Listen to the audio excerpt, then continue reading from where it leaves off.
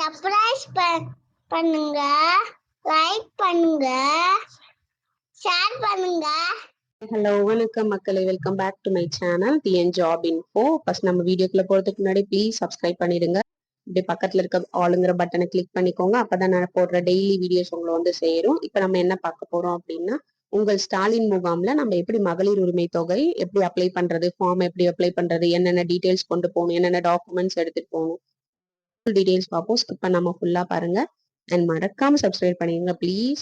Next video கூட எனக்கு ரொம்ப மோட்டிவேஷனா இருக்கும் ஃப்ரெண்ட்ஸ். இப்போ நம்ம பார்க்கலாம் ஃபார்ம் எப்படி ஃபில் பண்றது. ஃபர்ஸ்ட் இந்த ப்ளூ கலர் உங்கள் ஸ்டாலின் முகாமோட ப்ளூ கலர் ஃபார்ம் கொடுப்பாங்க. இதை கரெக்டா ஃபில் பண்ணிடுங்க. இந்த பதவி என்னன்னு இருக்குங்க இல்லையா, அதை வந்து அவங்களே ஃபில் பண்ணிக்குவாங்க. அதை நம்ம எடுக்க வேண்டாம், எழுதவும் வேண்டாம். அப்புறம் குடும்ப அட்டை என்ன இல்லையா, ஸ்மார்ட் கார்டுல நம்மளுக்கு கீழே நம்பர் கொடுத்துருப்பாங்கல்ல, அதை ஃபுல்லா எழுதிக்கோங்க. அடுத்தது மனுதாரர் பெயர்னு கேட்டிருக்காங்க, அதுல வந்து நம்மளோட பேர் எழுதிக்கலாம். அப்புறம் நம்மளோட அட்ரஸ், ஆதார்ல இருக்க அட்ரஸ் எழுதிக்கோங்க. வேலிட் போன் நம்பர் கொடுத்துக்கோங்க, அதுக்குதான் நம்மளுக்கு மெசேஜ் வரும். அப்புறம் மெயிலா ஃபீமேலா பாலினம் கொடுத்துருக்காங்க, ஆனா டிக் பண்ணிக்கோங்க. அடுத்தது கீழே கொடுத்துருக்காங்க இல்லையா, இணைப்பில் உள்ள சேவை பட்டு உங்களுக்கு என்ன வேணும். இப்ப மகளிர் உரிமை தொகைனா மகளிர் உரிமை தொகைக்காக இந்த விண்ணப்பம் அளிக்கிறேன் அப்படின்னு சொல்லி கீழே பாத்தீங்க அப்படின்னா தங்களது கோரிக்கை எல்லாம் உள்ள போனதும் நம்மளுக்கு இந்த ப்ளூ கலர் ஃபார்மும் ஒரு பிரவுன் கலர் பேம்ப்ளெட்டும் தருவாங்க. அந்த டீடைல்ஸ் உங்களுக்கு இல்ல அப்படின்னா, கோரிக்கை நீங்க ஏதாவது கேக்குறீங்க அப்படின்னா அது இல்ல அப்படின்னா கீழே இருக்கிற நீங்க ஃபில் பண்ணிக்கலாம். அடுத்தது உங்களோட கையெழுத்து போட்டுக்கோங்க. இந்த எழுதுதாரர் கையொப்பம்னு இருக்கு இல்லையா மேல, அதுக்கப்புறம் சைன் போட்டுக்கோங்க. இந்த ஒப்புதல் ஷீட்டை அவங்க கொடுப்பாங்க, ஆபீசர்ஸ் கொடுப்பாங்க, கையெழுத்து போட்டு இதையும் பத்திரமா வச்சுக்கோங்க. உங்களோட பேர், பதிவு என்ன, அதெல்லாம் அவங்களே எழுதி இந்த பேப்பரை நம்மளுக்கு கிழிச்சு கொடுத்துருவாங்க. அடுத்தது உள்ள போனோடனே நம்மளுக்கு டோக்கன் கொடுப்பாங்க. எல்லா ஜெராக்ஸும் நம்ம கரெக்டா வச்சிருந்தா மட்டும்தான் நம்மளுக்கு டோக்கன் கொடுப்பாங்க. அவங்க கேட்கிற ஜெராக்ஸ் நம்ம கிட்ட இல்ல அப்படின்னா நீங்க போய் ஜெராக்ஸ் எடுத்துட்டு வாங்க, நம்மள அனுப்பிச்சு விட்டுருவாங்க. நம்மளுக்கு ரொம்ப லேட் ஆயிரும், முகாம்ல ரொம்ப கூட்டமாவும் இருக்கும். அடுத்தது இந்த ஃபார்ம் தருவாங்க. அடுத்தது டோக்கன் கொடுத்துட்டு உள்ள நம்மளுக்கு இந்த ஃபார்ம் கொடுப்பாங்க, பிங்க் கலர் ஃபார்ம் மாதிரி கொடுப்பாங்க. அதை எப்படி ஃபில் பண்றதுங்க பார்க்கலாம். உள்ள நிறைய வாலண்டியர்ஸ் இருப்பாங்க, இருந்தாலும் நம்மளே கொஞ்சம் ஃபில் பண்ணிக்குவோம். தெரிஞ்சுக்கிட்டா ரொம்ப நல்லது இல்லை, இல்லைன்னா அப்புறம் நம்மளே ஃபில் பண்ணணும்ல, அதுக்கான எக்ஸ்பிளனேஷன் தான் இது. ஃபர்ஸ்ட் ஆதார் நம்பர் எழுதிக்கோங்க, ஃபுல் நம்பர் எழுதிக்கோங்க. அடுத்தது உங்க பேர், குடும்ப தலைவரோட பேர் எழுதிக்கோங்க, தமிழ்ல எழுதிக்கோங்க, நீடட் தான். அப்புறம் குடும்ப அட்டையின் எண் கேட்டிருக்காங்க, ஃபுல்லா அந்த பிஹெச்ஹெச் ஏஹெச்ஹெச்ன்னு இருக்கும் இல்லைங்களா, அதை ஃபுல்லா எழுதிக்கோங்க. அடுத்தது திருமண நிலைன்னு கேட்டிருக்காங்க, திருமணமானவரா, திருமணம் ஆகாதவரா, விதவையா, கைவிடப்பட்டவரான்னு கேட்டிருக்காங்க. இதுல எதுவும் டிக் மட்டும் கொடுத்துக்கோங்க. அப்புறம் வேலிட் போன் நம்பர் கொடுத்துக்கோங்க. ரேஷன் கார்டுல ஒரு நம்பர் அட்டாச் பண்ணிருக்கீங்க இல்லையா, வேலிட் போன் நம்பர் அந்த மாதிரி கொடுத்துக்கோங்க. அதுக்குதான் மெசேஜ் வரும். நம்ம இதை அப்ளை பண்ணி முடிச்சோடனே ஒன் டேக்குள்ள வந்துரும் மெசேஜ். அப்படி இல்லைன்னா சிலருக்குலாம் அரை மணி நேரத்துல எல்லா மெசேஜும் வந்துருச்சு அவங்களுக்கு. அடுத்தது பாத்தீங்கன்னா, தற்போது சொந்த வீட்டுல இருக்கீங்களா, வாடகை வீட்டுல இருக்கீங்களான்னு கேட்டிருக்காங்க. சொந்த வீடுன்னு இருந்தா வீடு போட்டுக்கோங்க, இல்ல அப்படின்னா வாடகை வீட்டுல டிக் பண்ணிக்கோங்க. இருக்காங்க, நான் மதுரையில இருக்கனால மதுரை மாவட்டம்னு கொடுத்துருக்கேன். நீங்க இருக்கிற மின் இணைப்பு நம்பர் கேட்டிருக்காங்க, வாடகை வீட்டு நம்பரே கொடுத்துருங்க. ஏன்னா நம்ம அதை வந்து ஜெராக்ஸ் எடுத்துட்டு போகணும். லாஸ்ட் மந்த் நம்ம பே பண்ணது கடைசியா இப்ப நம்ம ஒரு பில் பே பண்ணிருப்போம் இல்லையா, அது ஒரு சேவையில போய் பிரிண்ட் அவுட் கேட்டீங்கன்னா அவங்க எடுத்து தருவாங்க. கையோட எடுத்துட்டு போங்க. நிறைய பேர் வேண்டாம், சொந்த வீடு இருந்தாதான் எடுத்துட்டு போகணும் அப்படின்றாங்க. வேணாம், நம்ம போய் ரிஸ்க் எடுக்க வேண்டாம். அந்த இடத்துல நம்மளுக்கு வந்து இடத்துல நம்மளுக்கு ஜெராக்ஸ் கடை இருக்கா இல்லையாங்கிறது நம்மளுக்கு தெரியாது. முகாம் இருக்க பக்கத்துல இருக்க கடை எல்லாமே கூட்டமா இருக்கும், அப்புறம் நம்மளுக்கு டைம் வேஸ்ட் ஆயிடும். அதனால நம்ம போகும்போதே லாஸ்ட் மந்த் கட்டின பில்ல எடுத்துட்டு போயிடுங்க, இபி பில். அடுத்தது வங்கி பேருன்னு கேட்டிருக்காங்க, இந்தியன் பேங்க். நான் வந்து இந்தியன் பேங்க் தான் வச்சிருக்கேன், அதனால வச்சு கொடுத்துருக்கேன்.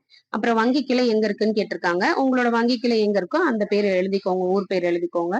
அப்புறம் அக்கௌண்ட் நம்பர் கேட்டிருக்காங்க, என்ன நம்பரும் ஃபுல்லா ஃபில் பண்ணிக்கோங்க, எதையும் மிஸ் பண்ணாம தப்பு இல்லாம பண்ணுங்க. இந்த நம்பருக்கு தான் நம்மளுக்கு மகளிர் உரிமை தொகை பணம் வரும்.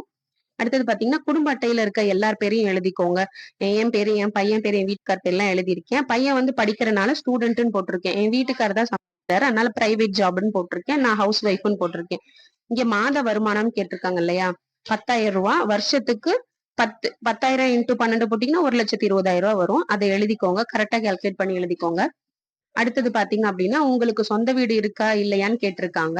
நம்ம ஆல்ரெடி இங்க வந்து சொந்த வீடு இருக்கா இல்லையா நீங்க டிக் பண்ணிருப்போம். இந்த இடத்துல மாத்தி கொடுத்துட்டு பின்னாடி மாத்தி கொடுத்துட்டீங்கன்னா ரிஜெக்ட் ஆயிடும், தப்பா போயிடும். அதனால இங்க என்ன கொடுத்துருக்கீங்களோ அதே மாதிரி கொடுங்க. சொந்த வீடு உள்ளதான்னு கேட்டிருக்காங்க, ஆம் இல்லைன்னு கொடுத்துருங்க. ஆம்னா ஆம் டிக் பண்ணிக்கோங்க, இல்லைன்னா இதை அடிச்சுட்டு இதை வந்து டிக் பண்ணிக்கோங்க. அப்படி இல்ல சொந்த வீடு இருக்கு அப்படின்னா கவர்மெண்ட் நிதி உதவி மூலயமா நீங்க கட்டிட்டீங்களான்னு கேக்குறாங்க. ஆம்னா ஆம் கொடுத்துக்கோங்க, இல்லைன்னா இல்லைன்னு டிக் பண்ணிக்கோங்க. அடுத்தது பாத்தீங்கன்னா குடும்ப உறுப்பினர் சொந்த வீடு வச்சிருக்காங்களான்னு கேட்டேன். குடும்ப உறுப்பினர்னா இதுல மாமியார் பேர் இருந்தது, மாமனார் பேர் இருந்தது அப்படின்னா அவங்களுக்கு சொந்த வீடு இருக்கான்னு கேக்குறாங்க. அப்ப நம்மள 2 பேர் தான் இருக்கோம். அதனால நம்மளுக்கும் இல்லைன்னு கொடுத்துடலாம். அடுத்தது நம்மளுக்கு 5 ஏக்கர் மேல நெஞ்சை இருக்கான்னு கேட்டிருக்காங்க. இல்ல. 10 ஏக்கருக்கு மேல புஞ்சை இருக்கான்னு கேட்டிருக்காங்க. இல்ல. அப்புறம் குடும்ப உறுப்பினருக்கு காரு, ஜீப்பு, டிராக்டர் அந்த மாதிரி பெரிய வெஹிக்கல்ஸ் எல்லாம் வச்சிருக்கீங்களான்னு கேட்டிருக்காங்க. ஆம்னா ஆம் கொடுங்க, இல்லைன்னா இல்லைன்னு கொடுத்துருங்க. அடுத்தது பாத்தீங்கன்னா கீழே உங்களோட சைன் போட்டு ஃபில் பண்ணி கொடுத்துருங்க. கூட என்னென்ன ஜெராக்ஸ் எடுத்துட்டு போகணும் அப்படின்னு பாத்தீங்கன்னா ஆதார் கார்டு ரொம்ப முக்கியம். ஆதார் கார்டு ஜெராக்ஸ், இங்க யார் பேர் எழுதிருக்கீங்களோ அவங்களோட ஆதார் தான் எடுத்துட்டு போகணும். அப்புறம் ration card xerox, last month கட்டின கரண்ட் பில் ஜெராக்ஸ் கண்டிப்பா எடுத்துட்டு போயிருங்க. யூஸ் இல்லைனாலும் பரவாயில்ல, நம்மளுக்கு அது எக்ஸ்ட்ரா தானே இருக்க போகுது. அப்புறம் அங்க போயிட்டு நம்ம போய் ஜெராக்ஸ் கடையை தேடி அலைஞ்சு நம்ம வாங்கிட்டு வரதுக்குள்ள டைம் வேஸ்ட் ஆயிரும், முகாம் ரொம்ப கூட்டமாயிடும். அடுத்தது பாத்தீங்கன்னா பேங்க் பாஸ்புக், இந்த 4யுமே எடுத்துட்டு ஜெராக்ஸ் எடுத்துட்டு போயிட்டு நீங்க ஓகே பண்ணி கொடுத்தீங்கன்னா தான், முன்னாடி பார்த்த ஃபார்மை ஃபில் பண்ணி கொடுத்தீங்கன்னா மட்டும்தான் டோக்கன் கொடுத்து உங்களுக்கு உள்ள உட்கார வைப்பாங்க. அதுக்கப்புறம் உங்களுக்கு டோக்கன் வைஸ் கூப்பிட்டு இந்த ஃபார்மை கொடுத்து ஃபில் பண்ண சொல்லுவாங்க, இல்லைன்னா அவங்களே ஃபில் பண்ணுவாங்க. எல்லாமே தெரிஞ்சு வச்சுக்கோங்க. அடுத்தது உங்களுக்கு 1/2 மணி நேரத்துல இல்ல 2 நாளுக்கு அப்புறம் உங்களுக்கு மெசேஜ் வந்துரும், மனு ஏற்றுக்கொள்ளப்பட்டது அப்படின்னு சொல்லி. அந்த மெசேஜ் கூட நான் உங்களுக்கு பின்னாடி காட்டுறேன், அதை பாருங்க. அந்த மெசேஜ் வந்தோடனே ஒரு 20 மினிட்ஸ்க்குள்ள நம்ம வீட்டுக்கு போறதுக்குள்ள இந்த மெசேஜ் வந்துடுச்சு. நம்மளோட மனு நம்பர் போட்டிருக்காங்க. அடுத்தது நம்மளோட குடும்ப அட்டை என்னன்னு கொடுத்திருக்காங்க, ஏற்றுக்கொள்ளப்பட்டதுன்னு. இதுக்கப்புறம் நம்மளுக்கு இன்ஃபர்மேஷன் நம்மளுக்கு பின்னாடிதான் கிடைக்கும். நம்மளுக்கு மகளிர் உரிமை தொகை கிடைக்குமா கிடைக்காதாங்கிறது பின்னாடிதான் நம்மளுக்கு தெரியும். நம்ம கொடுக்கறது மனுவை கொடுத்துருவோம். அடுத்தது பாத்தீங்கன்னா இந்த வீடியோ உங்களுக்கு யூஸ்ஃபுல்லா இருக்கும்னு நினைக்கிறேன். அண்ட் ஃப்ரெண்ட்ஸ் அண்ட் ஃபேமிலிக்கு ஷேர் பண்ணுங்க. Thank you for supporting me. Keep supporting me.